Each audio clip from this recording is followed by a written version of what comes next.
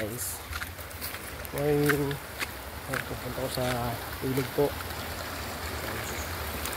Yan po yung ilog dito sa Talam po. Ilog ng tubig.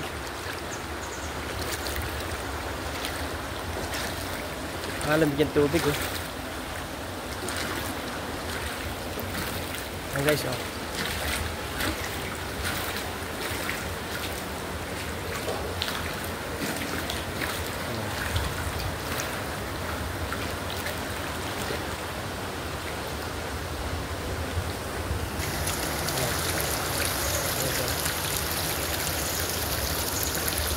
Guys, pagka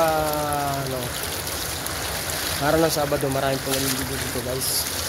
Yung mga estudyante na gusto masyal pagka dito dinadayo nito ligoan nito. Medyo malabo lang ito kasi gawa ng umulan dito guys.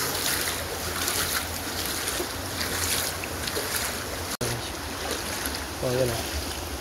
Medyo malabo gawa ng umulan eh.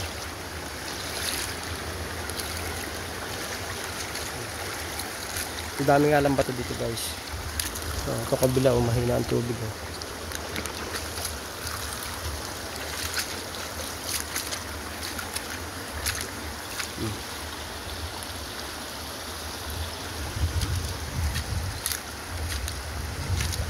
Guys oh. Marami nga lang bato. Kaya yung mga naliligo yan, sa mga ganyan lang sila na naliligo, parang kulay gatas oh. Parang umulan eh. Mga dalawang araw malinaw na ito.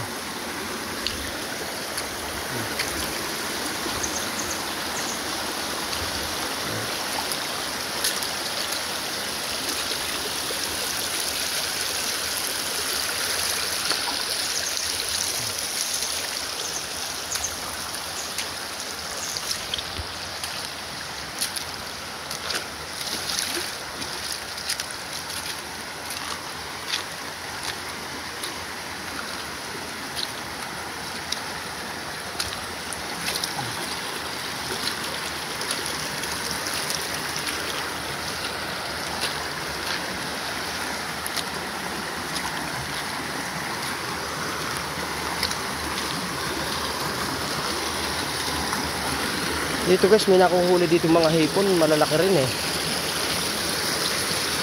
Kaya pagdating ng mga tag-araw na medyo humihina na ang tubig dito. Mahina po kasi ang tubig dito sa tag-araw eh. Kahit yung lalaki po ng hipon dito nahuhuli ng mga nanguhuli.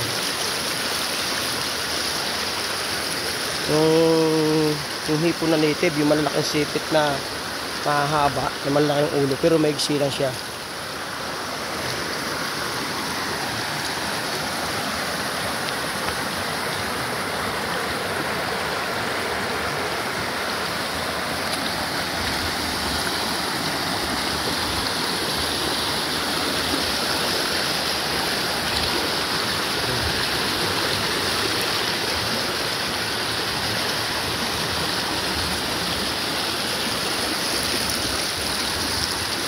Ay, lamig ang tubig eh.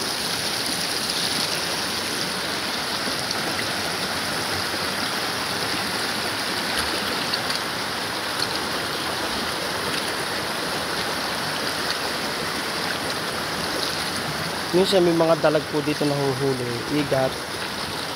Yung mahaba po na para siyang hito. Ganun po. Igat po ang tawag dito sa Batangas. Yan.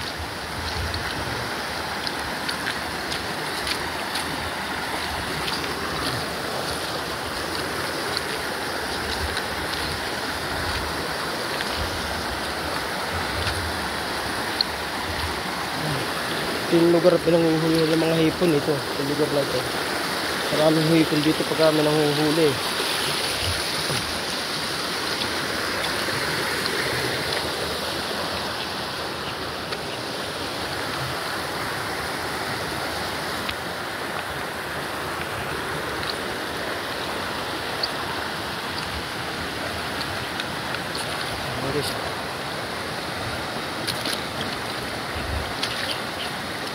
Masarap dito medyo. Ganda-ganda yung pwesto ng tubig. Hindi rin siya kagaya ng ilog na sobrang lakas ng tubig. Ganyan lang, yan ang pinakamalakas. Huwag lang talaga may baha, ito bagyo yan. Tumataas din po yung tubig dito pero sobrang katakot lang kasi mabato. Hindi ko lang mapuntahan yun eh.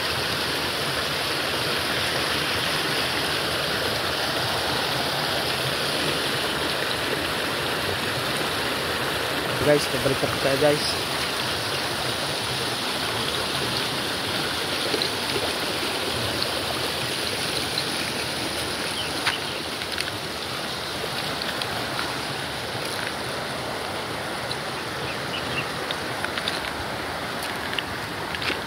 So,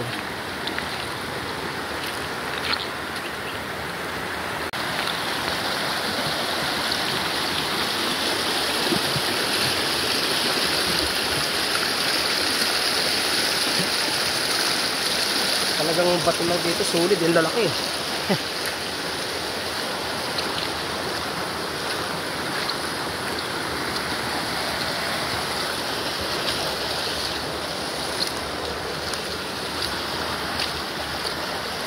Oh guys, thank you.